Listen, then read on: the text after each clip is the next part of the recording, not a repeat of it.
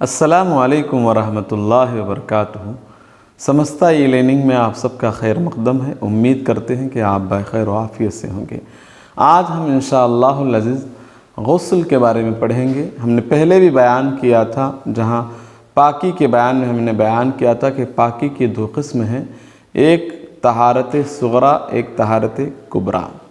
تو کبریٰ ہی کو غسل کہتے ہیں، اور جن چیزوں سے غسل واجب ہوتی ہے ان کو موجبات غسل کہتے ہیں۔ تو ان میں سے پہلی چیز یہ ہے کہ منی اپنی جگہ سے شہوت کے ساتھ جدا ہو کر عضو سے نکل جانے سے غسل واجب ہو جاتی ہے، ایک۔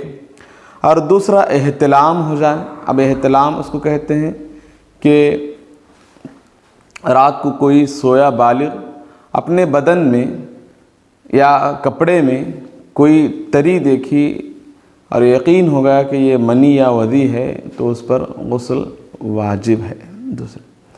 تیسری چیز حشفہ، یعنی سر ذکر کا، یعنی سر اعلی تناسل کا اوپری حصہ عورت کے آگے یا عورت کے پیچھے یا مرد کے پیچھے داخل ہونے سے بھی غسل واجب ہو جاتی ہے، نہانا ضروری ہو جاتا ہے۔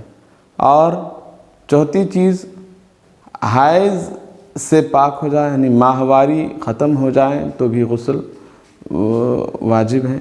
اور ایسے ہی نفاس کا ختم ہو جائے۔ نفاس اس خون کو کہتے ہیں جو وضع حمل کے وقت، جو بچہ جننے کے وقت جو خون آتا ہے اس کو نفاس کہتے ہیں، اور اس کے انقطاع پر بھی غسل کرنا واجب ہے۔ یہ چیزیں ہیں موجبات غسل۔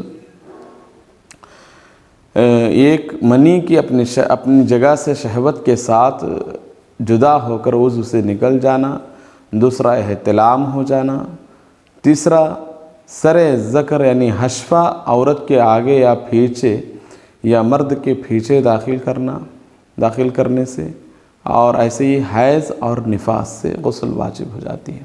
تو ان صورتوں سے نہانا ضروری ہے۔ اور قرآن میں کہا وَإِن كُنتُمْ جُنُبًا فَاطَّهَّرُوا، جب تم جنابت کی حالت ہو جاؤ تو اس میں نہایا کرو، پاکی حاصل کیا کرو۔ اور وہاں مبالغہ کا صیغہ ہے تو نہانے کا حکم ہے، وہاں سے نہانے کا حکم ملتا ہے۔ اب نہانے کے غسل کے 3 اہم فرض ہیں، ایک کلی کرنا، دوسرا ناک میں پانی چڑھانا، اور تیسرا ظاہری بدن میں پورا پانی بہانا چاہیے۔ یہ غسل کے فرض ہیں۔ عموماً ہم میں سے بہت لوگ ایسے ہیں جنابت کی حالت میں ایسے ہی پانی ڈال کے آ جاتے ہیں، انہیں فرض کا بھی پتہ نہیں رہتا۔ تو ضروری ہے کہ ان 3 فرض کا ہونا ضروری ہے۔ اور سنتوں میں بہت زیادہ سنتیں ہیں، جیسے کہ پہلے جہاں نجس بدن میں نجاست ہے، ناپاکی ہے، اس کو دور کیا جائے، اور نماز کی طرح وضو کیا جائے، اور دائیں جانب سے شروع کیا جائے، اور نیت کر لیا جائے۔ یہ سب سنتیں ہیں۔ تو ان تمام سنتوں کو اور بالخصوص فرض کی رعایت کرتے ہوئے غسل کا اہتمام کریں۔ غسل کے 3 فرض ہیں، ایک کلی کرنا، دوسرا ناک میں پانی چڑھانا، تیسرا پورے یعنی ظاہری بدن میں سر سے لے کر تلوں تک مکمل ظاہری بدن میں پانی بہانا چاہیے۔ اور مکمل کہیں بھی گنجلک جگہ ہے، تنگ جگہ ہے تو وہاں احتیاط کے ساتھ پانی پہنچانے کی کوشش کریں، تبھی ہمارا غسل مکمل ہوگا، تبھی ہم جنابت سے پاک ہوں گے۔ جب ہم پاک ہوں گے تبھی ہماری نمازیں، ہماری عبادتیں سب قبول ہوں گی۔ لہٰذا ان موجبات غسل کو اور ایسے ہی غسل کے فرائض کو بھی آپ یاد کر لیں، اور غسل کرتے وقت ان چیزوں کو یاد کر کے غسل کیا جائے۔